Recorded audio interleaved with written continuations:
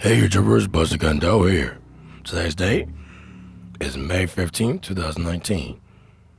I want to talk to you guys about an article called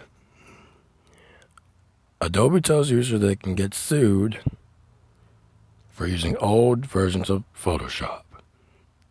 And this is coming to you guys from Vice.com. Quote, "You are no longer licensed to use the software," end quote, Adobe told them. Now I'll try to read as much of the article as I can get through, excusing the mistakes ahead of time because I know that I'm going to make at least a few mistakes in reading. However, in the event that I don't make any mistakes, I'll upload this first time through. Anyway, let's get started, shall we? Adobe is warning some owners of its Creative Cloud software applications that they're no longer allowed to use older versions of the software. It's yet another example of how in the modern era you increasingly don't actually own the things you've spent your hard-earned money on. Adobe this week began sending some of its users of its Lightroom Classic, Photoshop, Premiere, Animate, and Media Director programs a letter warning them that they were no longer legally authorized to use the software they may have thought they owned. Quote, "We have recently discontinued certain older versions of Creative Cloud applications, and as a result, under the terms of our agreement, you are no longer licensed to use them," end quote, Adobe said in the email. Quote, "Please be aware that should you continue to use the discontinued versions, you may be at risk of potential claims of infringement by third parties," end quote. Users were less than enthusiastic about the sudden restrictions.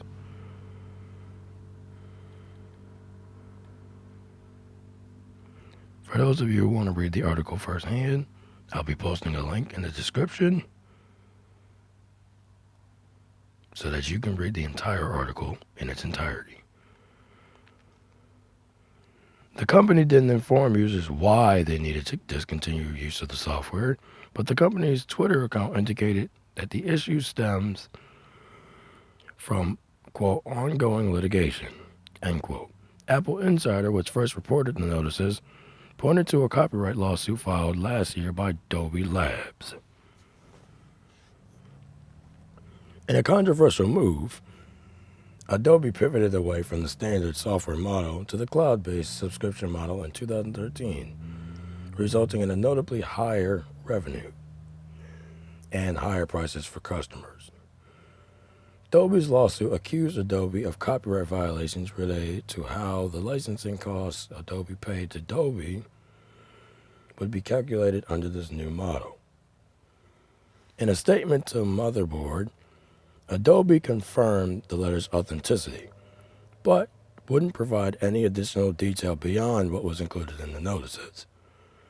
It's yet another example of how the products we buy in the modern era can lose functionality or stop working entirely on a lark, be it a game console that loses features with a firmware update or entertainment products that just suddenly disappear. It's a problem that's increasingly popping up in the always online era.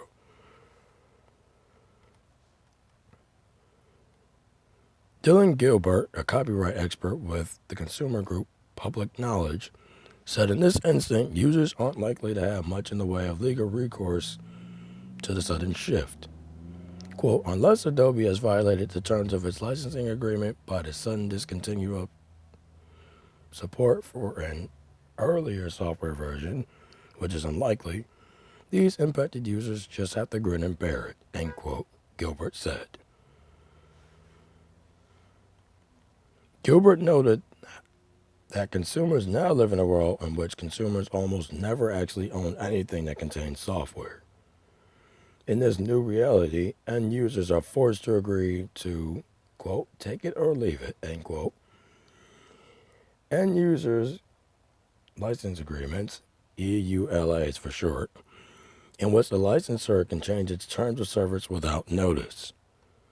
Quote, "Even if Adobe is fully in the right here with regards to the Adobe dispute, it has the power to force its customers to upgrade to newer, more expensive versions at its whim, which illustrates the undue power and influence of the EULAs over the lives of consumers, end quote, Gilbert said.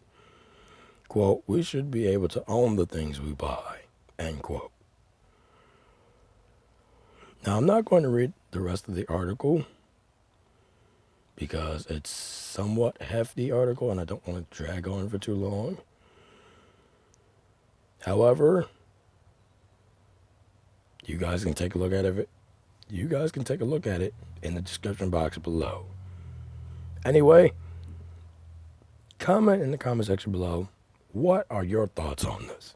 Should we be able to own the products that we buy, or should we have to constantly update our rental of that software or product? Anyway, that's all I have to say for now. Buster Gundo, signing out for now. Be safe, be smart, be silent. For what is done in darkness eventually comes to light. Be safe out there.